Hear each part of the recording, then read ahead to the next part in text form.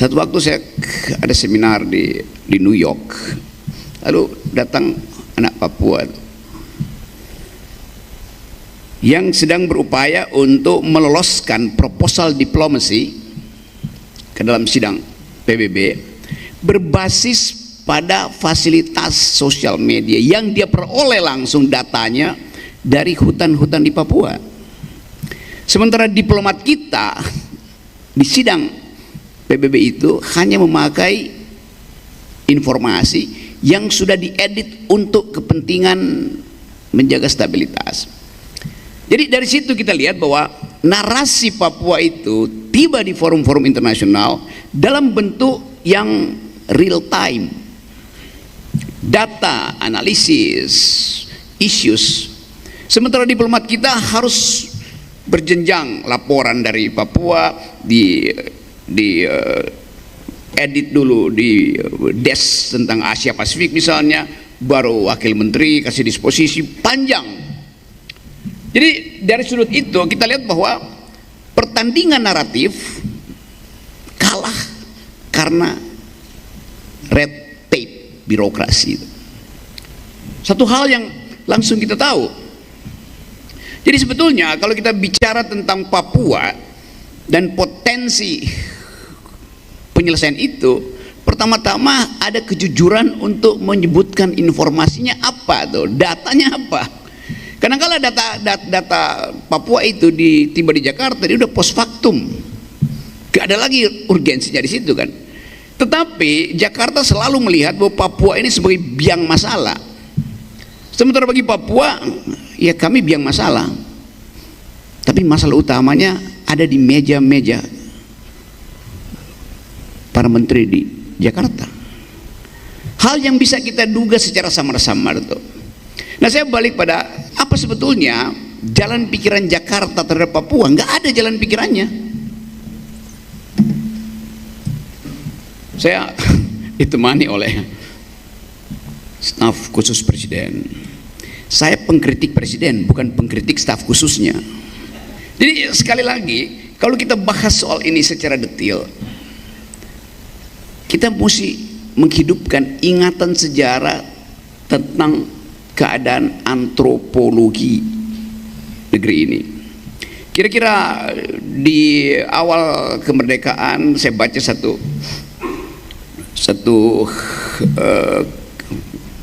testimoni dari Perdana Menteri pertama kita, Sultan Syahrir. Satu waktu Sultan Syahrir mungkin naik pesawat kecil, pada waktu itu belum ada jet seperti sekarang. Dia lihat dari ketinggian tertentu wilayah Indonesia Timur, Ambon, Papua, mungkin sebagian Sulawesi, dan dia mengambil kesimpulan bahwa kita sudah menghasilkan republik, tetapi feeling dia ini, kata Sultan Syahrir, sepertinya ini yang ada di bawah saya bukan republik, tapi kumpulan komunal yang kelihatannya tidak bisa dikoneksikan melalui pikiran-pikiran rasional. Jadi dari awal sebetulnya kondisi antropologi kita atau politik antropologi kita tidak memungkinkan kita saling memaksakan kehendak. Kan itu dasarnya tuh. Dari awal kita hidup di dalam ontologi perbedaan. Nah, kesalahan negara dari awal adalah menganggap bahwa ontologi itu tidak ada. Kalau kita bilang majmu, artinya karena kita beragam maka diperlukan persatuan. Karena ada keragaman diperlukan persatuan. Istana negara membalik, demi persatuan tidak boleh ada keragaman. Kan itu narasi yang terbalik kan. Sila persatuan Indonesia dasarnya karena kita beragam diperlukan persatuan. Pak Jokowi kurang paham soal itu. Kita harus bersatu, oke? Karena itu tidak boleh ada perbedaan. Loh, perbedaan itulah yang mendasari diucapkannya kemerdekaan. Perbedaan itulah yang mendasari kenapa kita bersahabat. Orang yang bersahabat itu bukan karena dia punya perspektif, justru karena ada perbedaan dia bersahabat. Jadi sekali lagi, kalau kita anggap bahwa Bagaimana mungkin ada harmoni padahal ada perbedaan-perbedaan? Lo justru kan ada perbedaan diperlukan harmoni. Jadi narasi yang dikembangkan itu dimanipulasi hanya untuk kepentingan sensasi headline. Sudah bersatu, apa dasarnya bersatu itu? Jumlah uang APBN, APBD yang digelontorkan atau kehangatan berwarga negara, itu masalahnya tuh. Nah, ini membutuhkan, bukan sekedar membutuhkan, tapi ada satu imperatif, kebutuhan dasar yang harus dijaga, yaitu local wisdom, hak masyarakat adat. Potensialnya ada di situ tuh. Satu waktu saya beberapa bulan lalu saya ke Australia dan bicara tentang kehidupan masyarakat adat di situ. Masyarakat adat, masyarakat asli di situ, teman-teman aborigin, dibuatkan perumahan oleh pemerintah daerah supaya terlihat bahwa mereka hidup dengan kebercukupan. Hari pertama rumah-rumah itu dihuni oleh masyarakat aborigin. Hari kedua jendelanya dibongkar karena mungkin kepanasan. Lalu Pemda bilang masuk lagi itu. Oke, dia masuk lagi. Hari ketiga dia tidur di rumah itu tapi atapnya dibuka tuh. Kenapa? Karena bagi mereka human being aborigin ini, tidur pulas itu artinya memandang langit, bukan memandang plafon. Alam memberikan kemewahan, tetapi pemerintah menafsirkannya sebagai kebutuhan infrastruktur. Ya, infrastruktur dia adalah ekologinya. Ekologi adalah infrastruktur dari masyarakat adat. Yang kedua, Indonesia memaksakan model ekonomi efisiensi homo economicus berlaku sampai ke masyarakat adat. Boleh nggak ada market ekonomi? Boleh. Untuk apa? Untuk mengetahui efisiensi kebijakan diperlukan sinyal pasar. Market ekonomi dibutuhkan untuk kepentingan teknokratik. Tetapi yang terjadi sekarang, market ekonomi itu dilebarkan sayapnya masuk ke masyarakat adat, lalu menjadi market society. Semuanya dihitung sebagai komoditas. Jadi ada value yang hilang waktu kita berpikir bahwa semua masyarakat harus dianggap sebagai konsumen. Ekonomi pasar hanya berhenti di situ.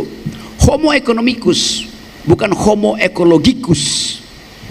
Jadi kondisi-kondisi ini yang memungkinkan tidak nyambung antara narasi untuk menghidupkan perbedaan dan narasi untuk memaksakan persatuan. Konsekuensinya panjang. Coba kita lihat misalnya keadaan Papua hari ini dan kita hubungkan dengan perubahan politik dunia itu. Kemarin Inggris, pemilu di Inggris dimenangkan oleh partai buruh. Artinya perspektifnya adalah anti kapitalis. Perspektifnya adalah sosialis tuh. Partai buruh ideologinya sosialistis. Prancis dan Jerman 3-4 hari kemudian melakukan pemilu dan yang menang adalah partai-partai kiri. Apa impactnya bagi Papua? Oh, nggak ada, itu kan di Eropa. Jadi sempit cara melihatnya. Coba saya beritahu satu impact. Ada berita kemarin, 2 perusahaan besar di Prancis dan Jerman membatalkan MOU untuk investasi di Halmahera, di Maluku Utara. Besar betul investasinya di industri ekstraktif, nikel pasti di situ. Saya baru pulang dari Eropa. Saya berdiskusi dengan anak-anak muda Eropa dan anak muda Indonesia di sana. Jadi saya mendeteksi bahwa 2 perusahaan ini pasti akan diboikot produknya, akan dipersoalkan di dalam parlemen, dalam sistem hukum Uni Eropa, karena mendeteksi bahwa kalau masuk di industri ekstraktif Indonesia, itu artinya kejahatan lingkungan. Dan dunia sekarang sedang menyusun satu sistem hukum baru yang akan memproteksi setiap orang yang mengucapkan pembelaan pada lingkungan tanpa perlu masuk pengadilan dulu. Prinsip yang sama juga dipakai dulu di Amerika. Begitu ada seorang perempuan menyatakan diri diperkosa, mengalami sexual harassment, tanpa perlu periksa dulu, proteksi dia dulu tuh. Karena dianggap bahwa patriarkisme itu udah berlangsung berabad-abad. Sementara suara perempuan itu ditenggelamkan oleh sistem patriarki. Nah itu kita belajar juga di dalam paradigma yang sama, alam itu, lingkungan, ekologi sama statusnya dengan perempuan, yaitu dinomorduakan. Sekarang berubah paradigma bahwa kita tidak lagi bicara tentang nasib Papua, nasib Kalimantan, nasib planet bumi. Kekhawatiran itu ada di Eropa hari-hari ini, dan seminggu lalu saya masih rasakan itu, bahwa di Eropa panasnya itu gila-gilaan sekarang, 43 derajat. Belum pernah terjadi situasi panas itu terus-menerus berimpact pada tuntutan supaya politik Eropa itu harus memperhatikan lingkungan. Jadi tetap ada koneksi antara apa yang terjadi di dalam perubahan paradigma di Eropa dan apa yang akan berlangsung di Papua misalnya. Mereka yang studi ekologi akan mengatakan bahwa kenaikan panas di Eropa itu juga berimpact pada jatuhnya hujan salju di sekeliling Kartens. Dan itu akan berlangsung lebih parah lagi. Karena kita dihidupkan oleh satu prinsip, only one earth, hanya satu bumi itu. Jadi kita mesti membaca juga problem Papua ini di dalam problem ekologi global. Di Papua ada 37 juta hektar hutan, 80% adalah hutan primer. Di dalam hutan primer itu ada 2.000 unggas, ada 20.000 jenis insek, 6.000 mamalia. Saya cukup hafal di luar kepala tuh. Dan 400 masyarakat adat. Apakah mereka yang memiliki hak untuk protes tidak boleh mengucapkan hal kegelisahan mereka dan harus menunggu wartawan asing untuk membuka problemnya? Informasinya akan sama yang dibuka oleh wartawan asing dan dibuka oleh wartawan Indonesia, seandainya wartawan Indonesia tidak dihalangi untuk mengetahui data paling mikro di Papua. Jadi narasi itu, narasi untuk memerdekakan manusia, terhambat, tersumbat karena arogansi Jakarta. Setiap kali ada problem, ya udah itu separatis, itu kekerasan segala macam. Apa yang dikirim alat-alat kekerasan, bukan filsafat ekologi, bukan filsafat humanisme, bukan sosiologi. Jadi narasi-narasi ini yang saya kira membuat juga kayak gereja frustrasi. Mau ngapain gereja tuh? Ngutip-ngutip ayat Bible boleh aja, tapi lama-lama orang bosen dengar ayat yang sama dari minggu ke minggu tuh, nyanyian yang sama dari hari ke hari. Nah situasi ini juga membuat frustrasi karena orang ingin ada satu keterangan bahwa kalau dibuka percakapan tidak ada yang mendominasi percakapan itu untuk memungkinkan timbulnya narasi baru, untuk menghasilkan a new kind of paradigm itu. Jadi sekali lagi ini forum semacam ini upaya untuk menggeser paradigma dari paradigma represif, bahkan paradigma persuasif yang di dalamnya ada monopoli, ke paradigma kesetaraan. Karena kalau Jakarta bilang ini persuasi, iya persuasi dalam upaya untuk memenangkan komunikasi itu. Padahal bukan memenangkan komunikasi, tapi kesetaraan argumen. Jadi saya mendeteksi itu sebagai orang yang bertahun-tahun, beberapa teman saya riset di FISIP UI, riset di LIPI waktu itu tentang kondisi Papua, dan masih sama intinya tuh. Jadi apa yang sebetulnya jadi problem dasar kita, ketidakcukupan grammar untuk menghasilkan pembicaraan yang setara tuh. Selalu itu intinya tuh. Nah trade off itu, kesenjangan itu akhirnya dimanfaatkan oleh mereka yang berupaya untuk mengambil untung dari ketegangan-ketegangan rasial, ketegangan-ketegangan ethnicity di tanah Papua. Karena itu masalahnya kan. Jadi sekali lagi mungkin nanti dalam diskusi saya bisa perdalam. Jadi saya mau ringkas dulu bahwa jumlah argumen yang dihasilkan oleh Papua tidak cukup untuk menghalangi jumlah sentimen yang sedang diproduksi di Jakarta. Kita mulai dari dalil itu. Selebihnya adalah keinginan kita untuk menyelesaikan soal-soal mikro ini dan dihubungkan dengan perubahan dunia global tadi. Tekanan pada Indonesia pasti akan bertambah ketika partai-partai Eropa itu dikuasai oleh kalangan kiri. Tadinya kita cemas bahwa golongan kanan, rasisme di Eropa meningkat, tetapi ada rasionalitas yang menganggap bahwa Eropa itu udah cukup mengalami beban ideologi itu. Era 60 sampai 70 Eropa itu dianggap sebagai tempat percobaan ideologi timur barat komunis kapitalis itu.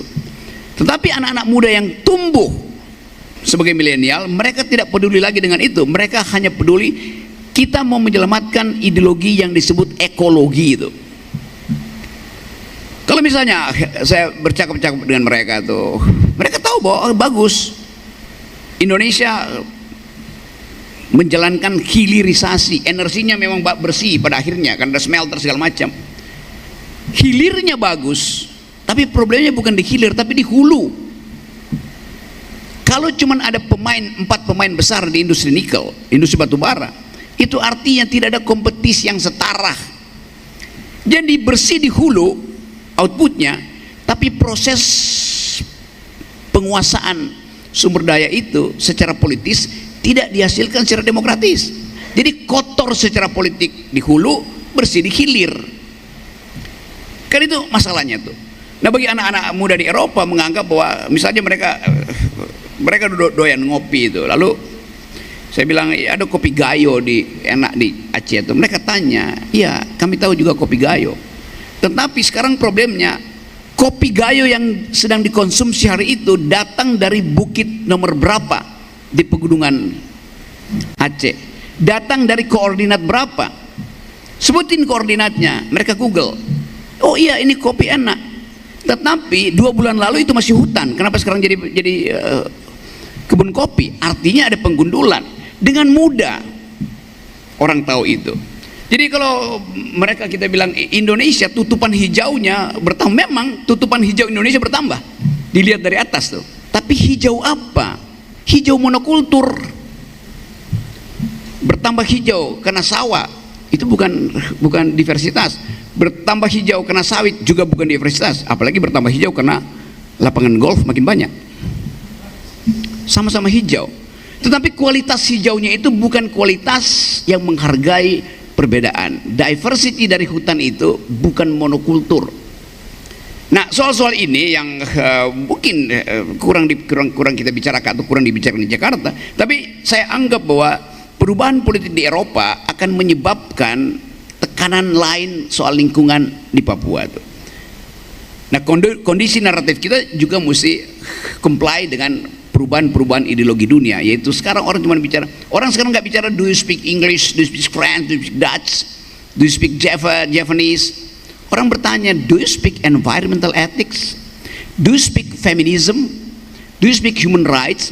Nah, grammar ini, grammar yang ada pada anak-anak muda, itu intinya tuh. Termasuk anak muda Amerika, walaupun mungkin dalam bulan November nanti yang menang adalah Donald Trump, yang tidak peduli pada lingkungan tuh. Beda kalau yang menang Partai Demokrat, selalu ada elemen of justice di dalam kebijakan Partai Demokrat Amerika. Tapi bagi Partai Republikan, kalau Donald Trump menang dia nggak peduli itu, yang penting jumlah uang beredar bisa dia kendalikan sebagai pengandut monetaris gitu.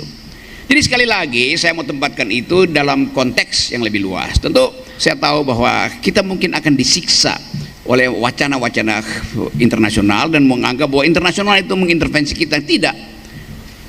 Yang mengintervensi kita adalah kedunguan kebijakan Jakarta, itu soalnya.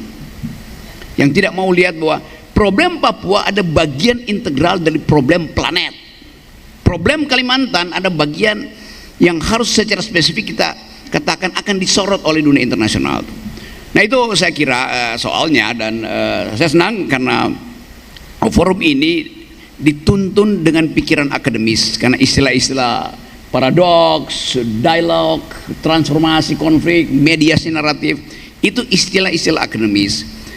Tapi sialnya pemerintah pusat sangat kurang perhatian pada narasi-narasi akademis. Penyelesaian selalu penyelesaian teknokratik, dan berbahaya kalau satu penyelesaian teknokratik tidak memahami kondisi ekologis dari Papua. Terima kasih.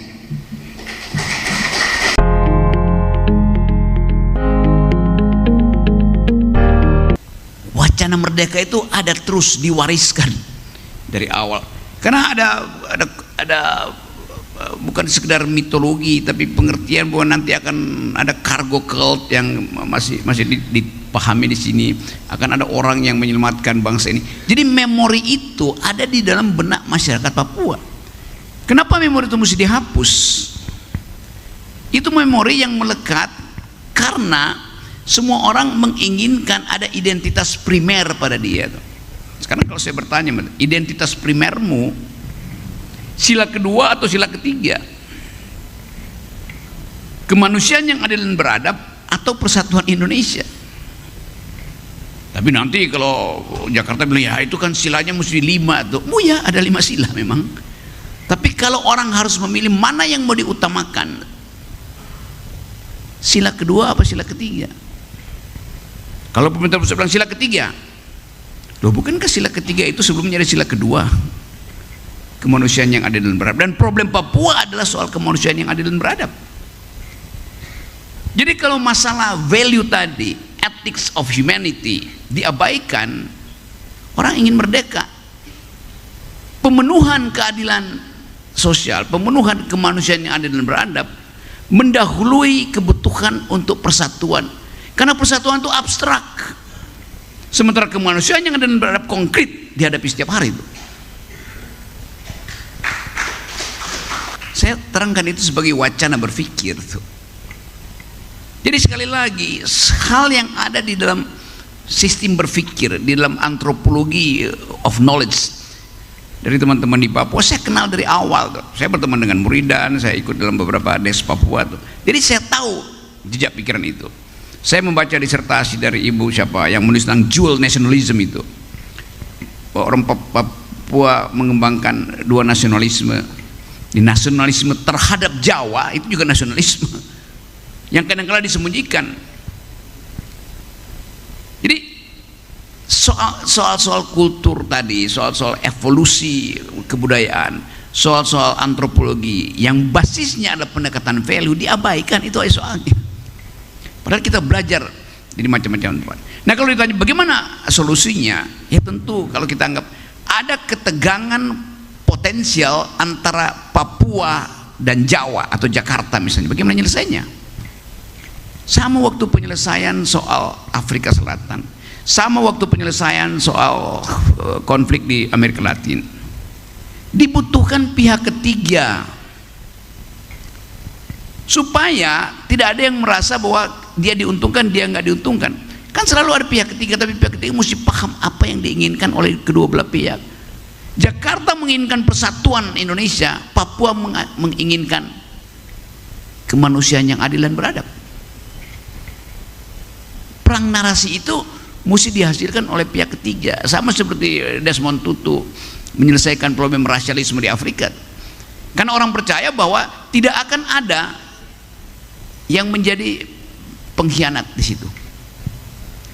Kan biasanya kalau cuma dua belah pihak, kalau diserahkan nego di antara kirim dua wakil di situ, tetap saling mengincar keuntungan. Tapi kalau ada satu pihak yang betul-betul diterima karena wacana dia tidak dipenuhi dengan kepentingan politik, memungkinkan ada semacam solusi di situ, paradigma di situ kan. GKI, forum-forum semacam ini kalau diperbanyak, dibunyikan setiap minggu, dia bisa menjadi pihak untuk menyelesaikan soal ini. Kalau dibunyikan setiap minggu, tapi kadang-kadang orang berpikir bagaimana dibunyikannya? Dibunyikan pun hanya berbunyi di ruang ini karena pers takut muat. Banyak jurnalis yang gak memuat pertemuan semacam ini kan, takut. Kenapa? Industri pers adalah industri untuk memenuhi kepentingan bisnis, bukan kepentingan kemanusiaan. Kritik saya juga pada pers begitu. Karena itu orang cari keterangan pada pers asing akhirnya. Lalu dianggap pers asing memprovokasi. Ya karena pers dalam negeri tidak diberi kesempatan untuk mengucapkan secara jujur fungsi investigasi.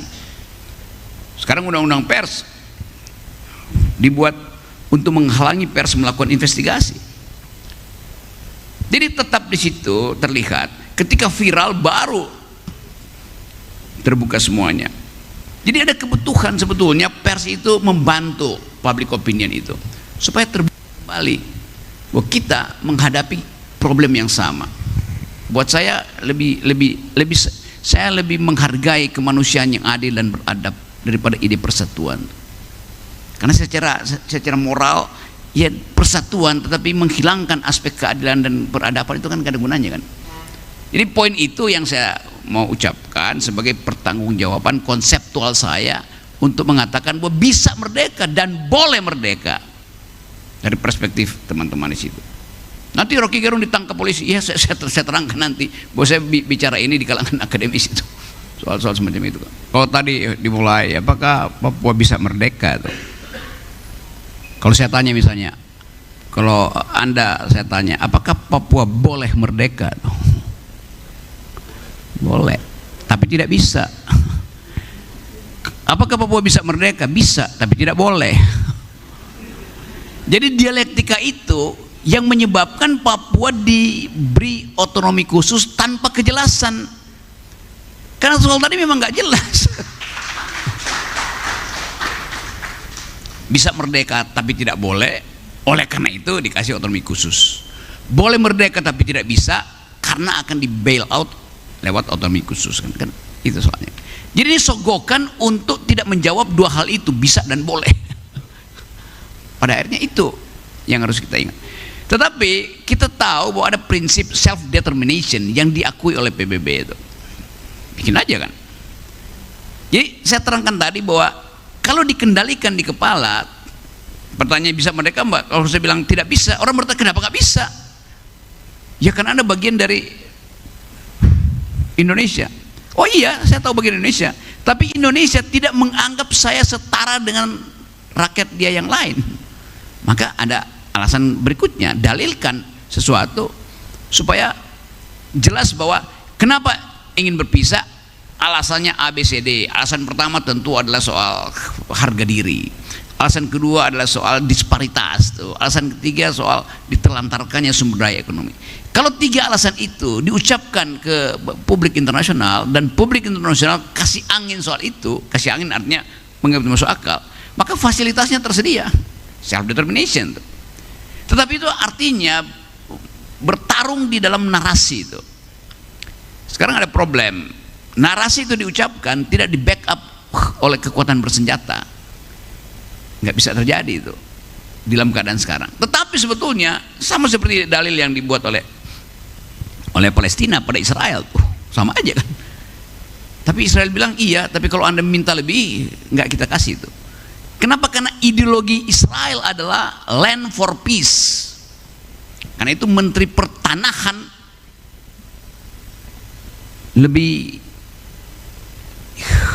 kuat daripada Menteri Pertahanan. Di Israel itu Menteri Pertanahan di atas Menteri Pertahanan, karena soal keterbatasan tanah. Jadi dasar konfliknya begitu tuh. Nah kita balik pada ide tadi itu, semua orang yang saya temui itu menganggap bahwa ya jangan merdeka dong gitu. Tetapi dia hanya mengucapkan jangan itu karena dia merasa sayang pada Papua. Sementara pemerintah menganggap bahwa Papua itu tidak boleh merdeka karena itu sumber daya pembiayaan ekonomi di masa depan. Nah ini yang saya bilang mesti dibuka tuh. Kenapa jangan merdeka? Ya karena rasa sayang segala macam. Oh iya, tapi kalau rasa sayang itu menghasilkan penderitaan dan yang menyayangi itu tidak mampu membail out penderitaan itu, maka dia nggak berhak untuk menahan.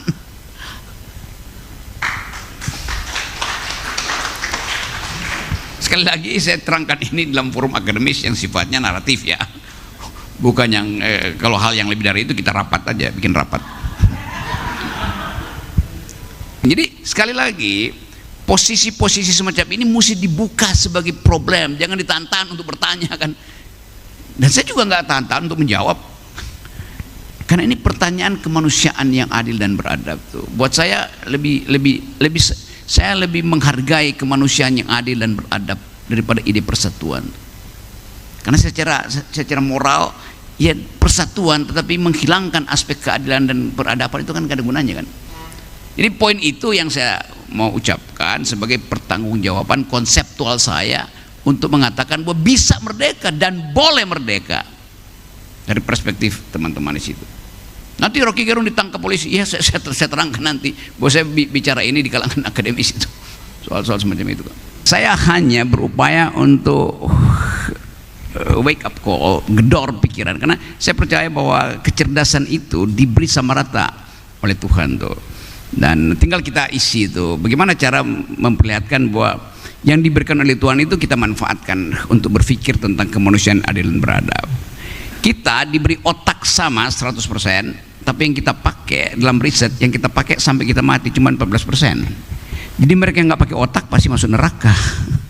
Karena di 100%, kenapa cuma pakai 14%? Kan itu soalnya tuh. Jadi sekali lagi terima kasih. Saya mesti balik ke Jakarta, masih ada acara dengan beberapa duta besar besok pagi-pagi. Jadi saya tinggalkan pesan bahwa semua yang kita bicarakan hanya untuk membuktikan bahwa ada kelompok yang berpikir di Papua itu, dan kelompok ini akan jadi kecambah untuk New Papua, untuk Papua baru, bukan Papua dalam pengertian bisa diguyur, dipermainkan, tapi Papua yang punya kemampuan untuk mengatakan saya Papua, saya berpikir, saya Papua, saya pro pada kemanusiaan, kan itu dasarnya. Nah ini ada mungkin masuk YouTube nanti, biasanya banyak komentar di situ. Rocky Gerung itu jangan percaya Rocky Gerung. Dia itu kalau ngomong itu menyesatkan terus itu biasa aja.